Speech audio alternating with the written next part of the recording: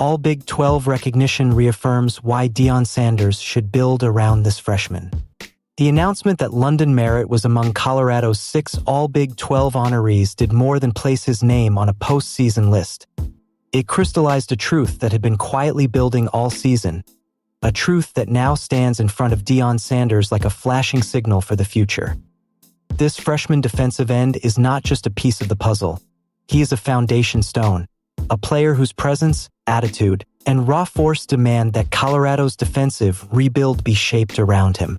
Merritt being the lone freshman recognized only underscores the significance of what he accomplished, because in a conference filled with veterans, seasoned linemen, and grown men who have lived in weight rooms for 4 years, this 18-year-old from IMG Academy carved out space for himself with a kind of fearless, forward-charging intensity that most players don't find until halfway through their college careers, if they ever find it at all.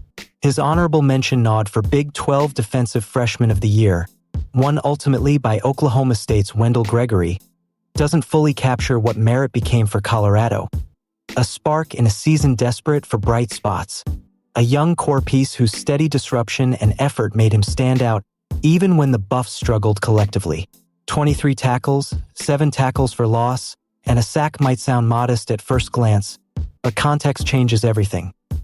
Colorado's defensive front went through waves of inexperience and inconsistency, and Merritt arrived not like a passive freshman dipping his toes into the college game, but like someone intent on punching his name into the lineup.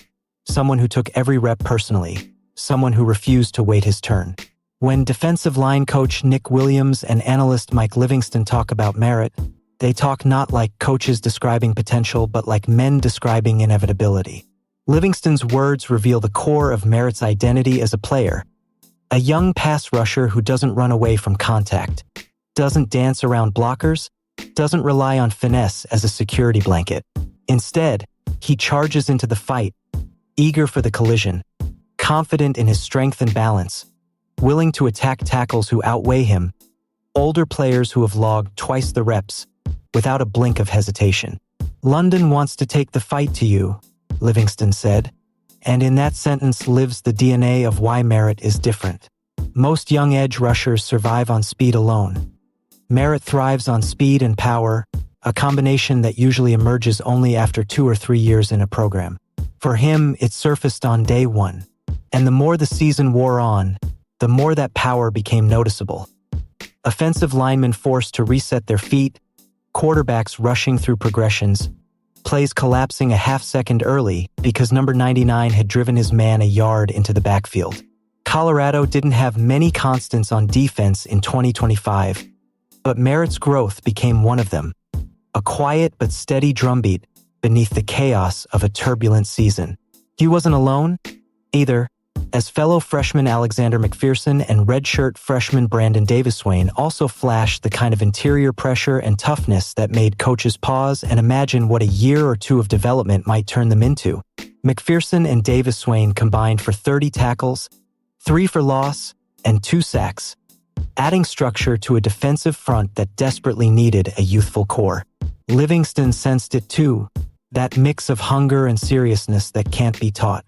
He said when you look into the eyes of Merritt and McPherson, there's something behind their eyeballs, something that tells you the game matters to them in a way that transcends highlight reels and nil headlines. These are gym rat kids, studiers of technique, grinders who absorb instruction, the kinds of freshmen who walk into a locker room and immediately recalibrate the standard. For Deion Sanders, whose programs always feed off energy, mentality, and edge that matters tremendously. Sanders loves stars, yes, but he loves dogs even more, the players whose competitive instincts operate like internal furnaces. Merritt has that fire, the kind that coaches build defenses around.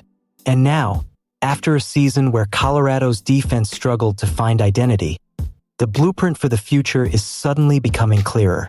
It's not built on splash transfers or short-term patches. It's built on Merritt's relentless forward drive, McPherson's steadiness, Davis-Swain's raw tools, and the kind of youthful foundation that Colorado hasn't enjoyed in a long time.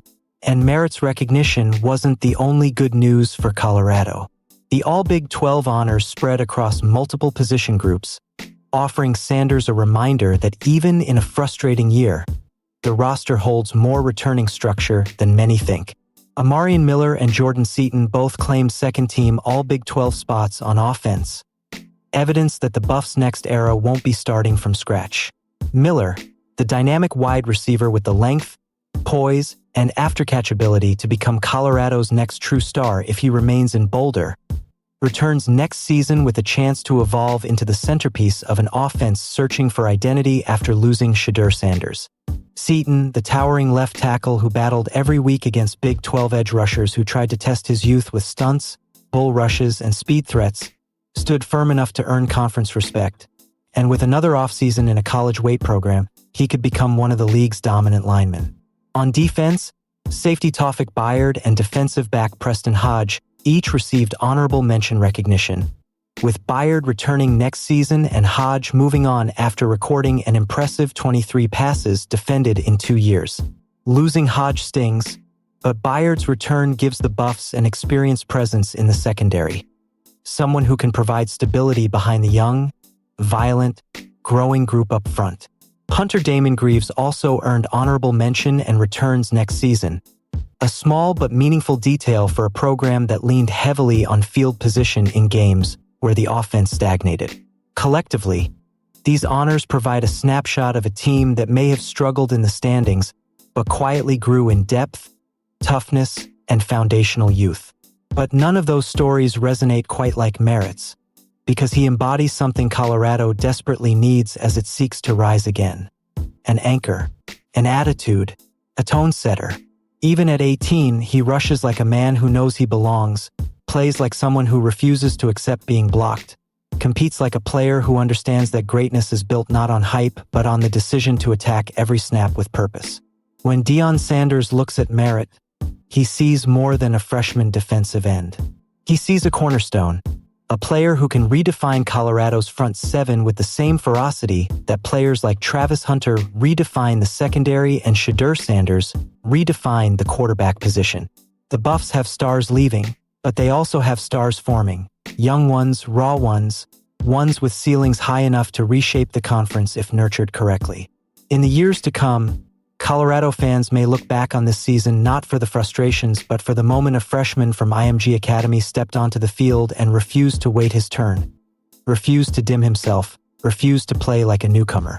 Because every rebuild needs a player who becomes the first building block of the next era, the first quiet assurance that the struggle won't last forever. For Colorado, that player is London Merritt. And Thursday's recognition didn't just validate what he did. It illuminated what he is becoming. A force, a foundation, a beginning,